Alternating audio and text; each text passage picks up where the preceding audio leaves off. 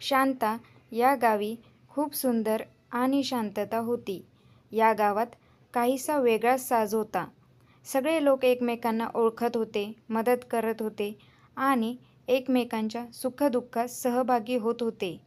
या गावात वसंत आणि माधवी यांचा संसार फुललेला होता. वसंत शेतकरी होता, तर माधवी घर सांभाळत होती. त्यांचा मुलगा सूरज होता त्यांच्या आयुष्यातला एकमेव आनंद. सूरज लहानपणापासूनच खूप बुद्धिमान आणि उत्साही होता. तो गावातल्या शाळेत उत्कृष्ट विद्यार्थ्यांपैकी एक होता. त्याला शिक्षणाची खूप आवड होती आणि त्याचे स्वप्न होते की एक दिवस तो मोठा होऊन डॉक्टर होईल आणि गावातल्या लोकांची सेवा करेल. वसंत आणि माधवीने त्याच्या स्वप्नांना पंख दिले आणि त्यांच्या खिशाला लागेल तशी मदत केली. सूरजला मोठ्या शहरात जाऊन उच्च शिक्षण घेण्यासाठी पाठवले. त्याने खूप मेहनत केली आणि त्याच्या मेहनतीचे फळ मिळाले. तो मोठा डॉक्टर झाला.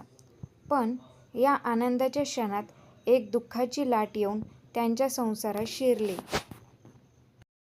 सूरजला एके दिवशी फोन आला की त्याचे आई-वडील एका अपघातात गंभीर जखमी झाले आहेत. तो ताबडतोब गावाकडे गेला. अपघातामुळे वसंत आणि माधवी यांना खूप दुखापत झाली होती. सूरजने त्यांचा उपचार करण्याचा सर्वतोपरी प्रयत्न केला, पण नियतीने वेगळाच निर्णय घेतला होता. वसंत आणि माधवी दोघेही काही दिवसांच्या अंतराने या जगाचा निरोप घेतले. सूरजाच्या आयुष्यात हे दुःखाचे क्षण होते. तो पूर्णपणे मोडला गेला. त्याच्या मनात अनेक विचार येत होते. त्याच्या आई-वडिलांच्या स्वप्नांचा विसर पडल्यासारखे त्याला वाटत होते. गावातील लोकांनी त्याला आधार दिला, पण तरीही त्याच्या मनातील दुःखाची भावना कमी होत नव्हती. काही दिवसांनी सूरजने एक निर्णय घेतला. त्याने आपल्या गावात राहूनच डॉक्टरकीची प्रॅक्टिस करण्याचे ठरवले. त्याने एक छोटासा दवाखाना उघडला आणि गावातील लोकांची सेवा करण्यास सुरुवात केली. त्याच्या आई-वडिलांच्या स्वप्नांचा विसर पडण्याऐवजी त्याने त्यांचे स्वप्न पूर्ण करण्याचा निर्धार केला. सूरजाच्या दवाखान्यात लोकांची गर्दी वाढू लागली. तो खूप मन लावून त्यांची सेवा करत होता. त्याच्या मनातील दुःखाची भावना त्याच्या सेवेत परिवर्तित झाली. लोकांना त्याच्या उपचारांमुळे आधार मिळत होता आणि त्यांच्या चेहऱ्यावर हसू फुलत होते. सूरजाच्या मनात एक नवा उत्साह जागा झाला. एके दिवशी सूरजाच्या दवाखान्यात एक वृद्ध महिला आली.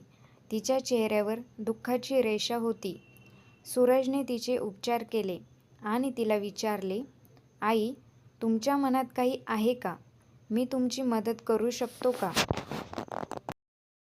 ती महिला अश्रूंच्या धारा लागून म्हणाली, "बाळा, माझा मुलगा लहानपणीच गेला. तुझ्यासारखा हुशार होता, पण नियतीने त्याला लवकरच आपल्याकडे घेतले. तुझ्या चेहऱ्यावर त्याची छाया दिसते. तुझी सेवा पाहून मला वाटतंय की तोच पुन्हा माझ्यासमोर आला आहे." सूरजाच्या डोळ्यात अश्रू आले.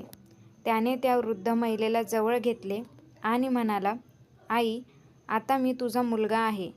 तुझ्या दुःखाची जाणीव मला आहे आणि मी तुझ्या सोबत आहे." त्या दिवसापासून सूरजने फक्त उपचारच नाही, तर लोकांच्या भावनांनाही जवळ घेतले. त्याने आपल्या दवाखान्यात एक नवीन कोपरा तयार केला, जिथे लोक आपल्या मनातील भावना व्यक्त करू शकतील.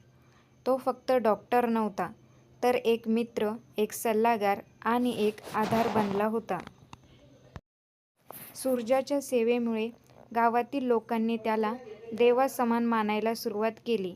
त्याच्या मनातील दुःखाची भावना आता परोपकाराच्या सेवेत परिवर्तित झाली होती.